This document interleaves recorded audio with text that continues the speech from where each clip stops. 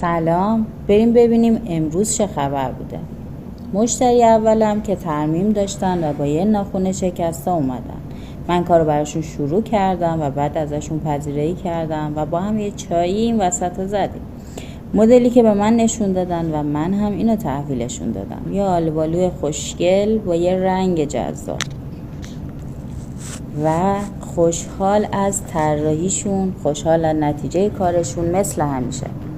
من یه قهوه زدم تا انرژی بگیرم و بعد مشتری دومم تشریف آوردن. مشتری دوم بعد 2 ماه اومدن، چون راهشون دور بود نتونسته بودن بیان و ناخناشون داغون شده بود و گفتن که سمانه من جایی که نمیرم، فقط تو. بعد براشون یه کاشت تمیز انجام دادم و مثل همیشه مربع خوشگل و این شد نتیجه کارمون.